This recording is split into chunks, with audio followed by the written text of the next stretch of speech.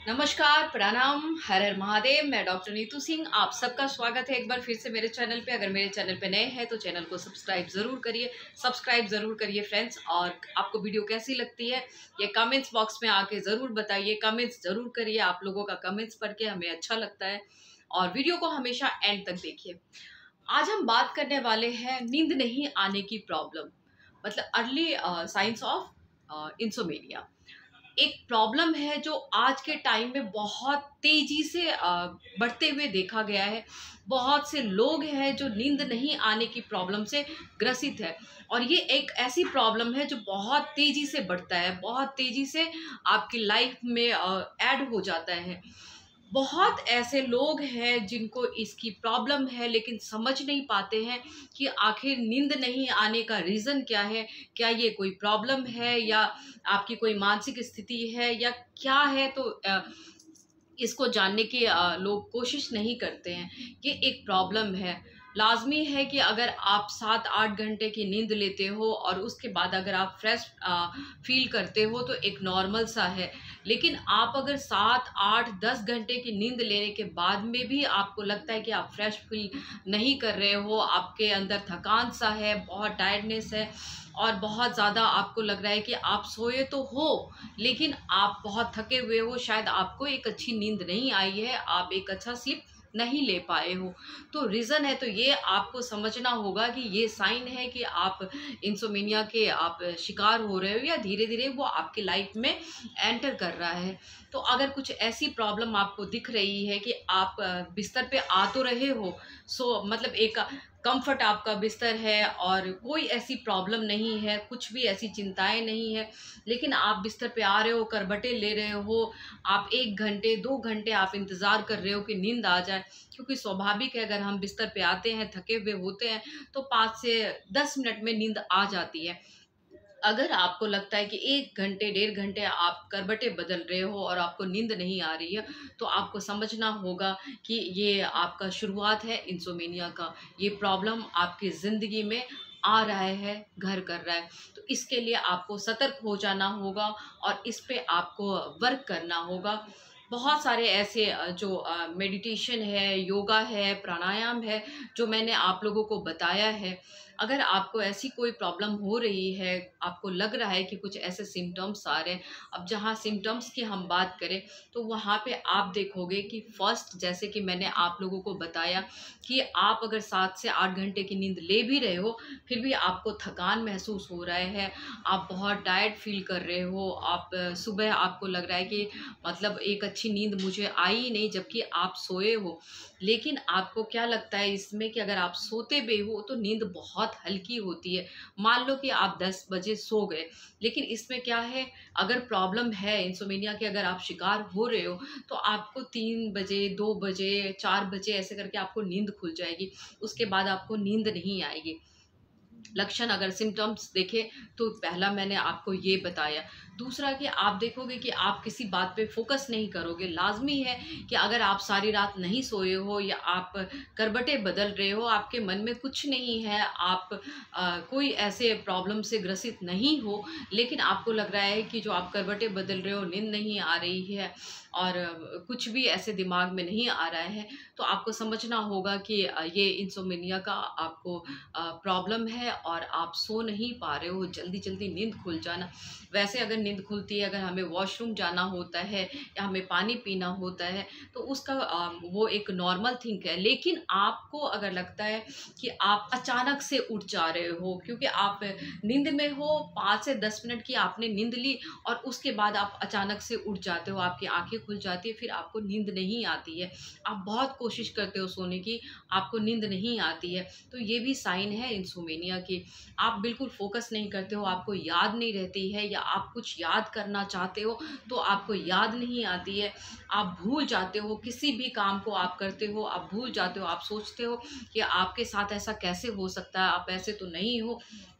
क्योंकि आपने चीज़ों को जहाँ पे रखा था आपको याद है, या कोई सी बात आप याद करने की कोशिश करते हो तो वो आपको याद नहीं आती, जबकि आपको पता है कि आपको याद है, आपके दिमाग तक आ रही है बातें, लेकिन वो बिल्कुल अलाउ नहीं कर रही है कि आपको पता कराए कि आप याद क्या कर रहे हो, ऐसा कौन सा वाकया था जिसको आप याद करना चाहते हो, ऐसी कौन सी बात है जिसको आप याद करना चाह रहे हो। तो ये आप समझते हुए कि मेरे साथ ऐसा पहले तो नहीं होता था, मैं सब कुछ अच्छे से याद रखती थी, या मैं सब कुछ अच्छे से सोच समझ के करती थी, लेकिन अभी अचानक से मेरे साथ ऐसा क्या होने लग गया है, मैं क्यों नहीं फोकस कर पा रही हूँ या कर पा रहा हूँ। तो अगर ऐसा लगता है, कुछ ऐसे सिम्टम्स हैं कि आप फोकस नहीं कर पा रहे हो, आप जानबूझ के नहीं लेकिन फिर भी आपसे कुछ गलतियाँ हो रही है, बहुत सारी गलतियाँ, चाहे आपके ऑफिस में है, चाहे आपके घर में है, या कभी कई बार क्या होता है कि हम नींद अच्छी नहीं आती है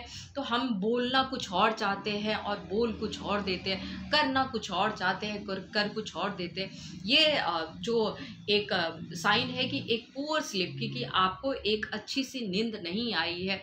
एक अच्छी सी अगर हम नींद लेते हैं तो हमारा बॉडी रिचार्ज हो जाता है, उसके बाद हमें कोई भी काम अगर हम करते हैं तो बहुत ही आप देखोगे कि फ्रेश फील होके आप करते हो। लेकिन अगर आपको लगता है कि ये सब सिम्टम्स हैं तो ये इंसोमेनिया का साइन है, और आप फिर फ्रेश फील नहीं करते हो, फिर आप फोकस नहीं कर पाते हो, बहुत सारी गलतियां कर जाते हो, भूलने लग जाते हो बहुत सारी बात। ये सब रीज़न है कि आपको नींद नहीं आ रही है, आप अच्छी नींद नहीं ले पा रहे हो। तो अगर कुछ ऐसा हो रहा है आपकी लाइफ में तो आपको डॉक्टर से कंसल्ट करना होगा। और एक ये बहुत नॉर्मल सी बात है कि अगर आप इन सारे साइन को पहचान रहे हो, अगर आपको लग रहा है कि कोई ऐसी, ना तो हम मुझे कोई शुगर की प्रॉब्लम है, ना कोई मुझे बीपी की प्रॉब्लम है, तो अदरवाइज मुझे कोई ऐसी बीमारी है, तो अगर कुछ ऐसा आपको लगता है तो आपको समझना होगा। ये डे बाय डे अगर आप देखते हो कि 10 से 12 दिन 15 दिन आपके साथ ऐसा ही चल रहा है, तो आपको समझना होगा कि आप इंसोमेनिया के आप शिकार हो रहे हो और आपको ट्रीटमेंट की ज़रूरत है। तो मैं आप लोगों को इस जगह पे बताऊंगी, कोशिश करो आप लोग कि ब्रीदिंग एक्सरसाइज में कई बार आप लोगों को मैंने बताया है कि ब्रीदिंग एक्सरसाइज कई सारे प्रॉब्लम्स में कारगर साबित हुई है। ब्रीदिंग एक्सरसाइज कई तरह की होती है। आप ये सोने के टाइम भी कर सकते हो, आप अगर ऑफिस में हो तो आप चेयर पे बैठे हो तभी भी कर सकते हो। मॉर्निंग का जब हम ब्रीदिंग एक्सरसाइज करते हैं तो वो बहुत ज़्यादा इफेक्टेड होता है। तो आप ब्रीदिंग एक्सरसाइज करो। ब्रीदिंग एक्सरसाइज आपको करनी होगी कि कहीं भी आप आराम से बैठ गए हो, चौकड़ी बना के आप बैठ के, शांत आपका मन है और एक शांत स्थान पे आप बैठ गए और उस जगह पे आपने कोई भी मुद्रा ऐसी बना ली है और आप जैसे कंफर्ट जोन में हो, आप उस तरीके की आप मतलब आप स्थिति रखो अपनी, और आप breathing exercise, deep breathing, first आप देखोगे तो आप काउंट करना शुरू करो कि आप कितना लंबा ब्रीथ ले रहे हो, एंड डीप ब्रीथ करो एंड होल्ड करो और धीरे धीरे ब्रीथ को आउट करो। आप इस तरीके से आप अगर एक्सेल इनहेल करोगे इस तरीके से, तो आप कंसंट्रेट कर पाओगे अपने दिमाग पे, फोकस कर पाओगे अपनी सारी बातों पे। तो ब्रीदिंग एक्सरसाइज बहुत सारे ऐसे प्रॉब्लम्स में कारगर साबित हुई है।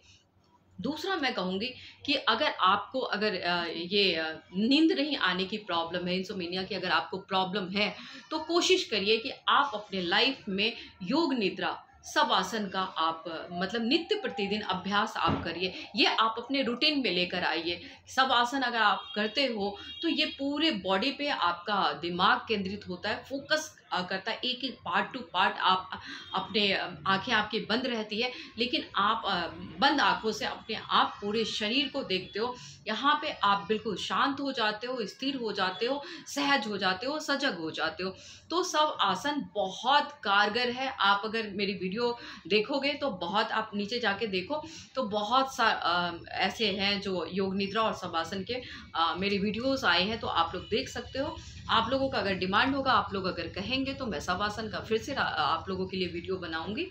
तो अगर आप सब आसन अपनी ज़िंदगी में और अपने लाइफ में, दिनचर्या में अगर आप शामिल करते हो तो आप देखोगे कि बहुत जल्दी आपको इस मतलब प्रॉब्लम से, जो इंसोमेनिया का प्रॉब्लम है, उससे छुटकारा मिलेगा। कोशिश करिए कि सब आसन आप करिए। अदरवाइज बहुत सारे ऐसे प्राणायाम है, अनुलोम विलोम है। अनुलोम विलोम भी कई सारे ऐसे प्रॉब्लम्स को आपके ज़िंदगी से बाहर निकाल देता है, क्योंकि प्राणायाम के कोई साइड इफ़ेक्ट्स नहीं है। मुद्राएँ जो आप बनाते हो, जो योगिक मुद्राएँ हैं, तो उसके कोई साइड इफ़ेक्ट नहीं है।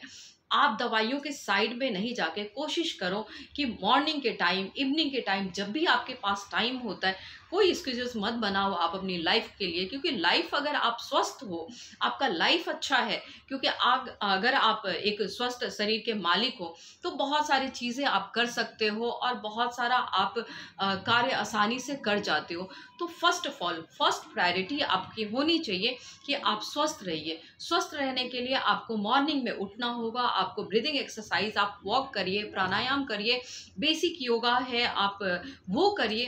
तो अगर आप ये अपनी लाइफ में शामिल करते हो तो बहुत सारी ऐसी प्रॉब्लम, क्या मानसिक स्थिति और कौन सी ऐसी प्रॉब्लम जिससे कि आप ग्रसित रहोगे, दूर होती जाएगी धीरे धीरे।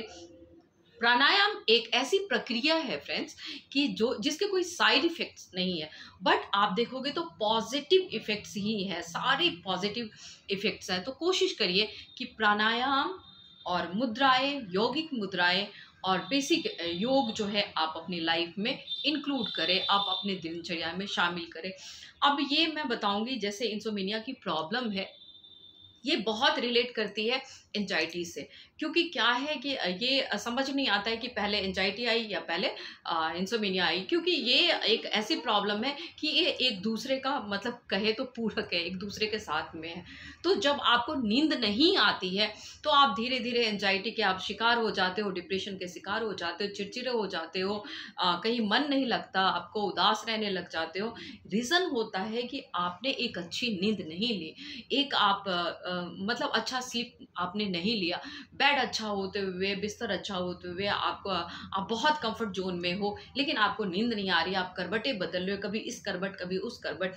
तो ये स्वाभाविक है कि आप चिड़चिड़े से हो जाओगे, सुबह आप फ्रेश फील नहीं करोगे, किसी काम को करने में आपको मन नहीं लगेगा। जब ये सारे सिम्टम्स आप डे बाय डे अपनी लाइफ में देखोगे कि हो रहा है, तो आपको सतर्क होने की ज़रूरत है कि आप इंसोमिनिया के शिकार हो रहे हो, आप इंसोमिनिया से ग्रसित हो रहे हो। तो इस तरीके की अगर प्रॉब्लम अगर आपको आ रही है तो फर्स्ट आप सिर्फ यही करो कि आप जितना जल्दी हो सकता है कि आप उठिए, अर्ली मॉर्निंग उठिए, वॉक करिए, डीप ब्रीदिंग लीजिए, प्राणायाम करिए, योग करिए, यौगिक मुद्राएं करिए। ये सब बहुत फ़ायदेमंद है। ये कोई भी एंजाइटी के लिए, डिप्रेशन के लिए, इंसोमिनिया के लिए, कोई भी ऐसी प्रॉब्लम्स के लिए बहुत ही फ़ायदेमंद है। तो कोशिश करिए कि ये अपनी ज़िंदगी में शामिल करिए। खुश रहिए, अच्छी नींद लीजिए।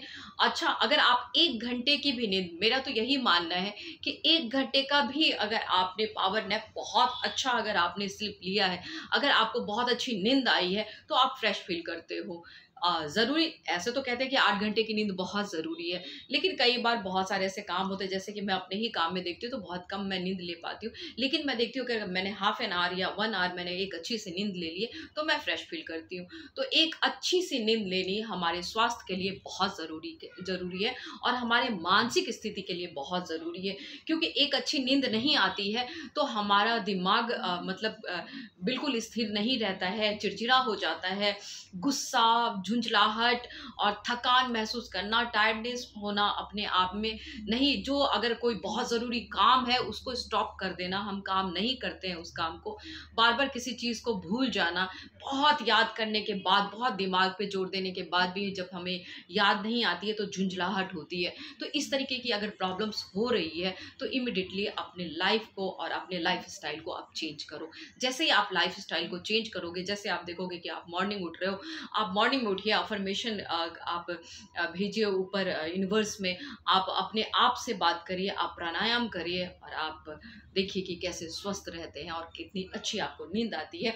कोशिश करिए कि योग निद्रा को शामिल करिए अपनी ज़िंदगी में। सोते वक्त भी आप कर सकते हो, अर्ली मॉर्निंग भी कर सकते हो आप, जब भी आपको टाइम मिलता है तो आप योग निद्रा शवासन का आप अभ्यास कर सकते हो।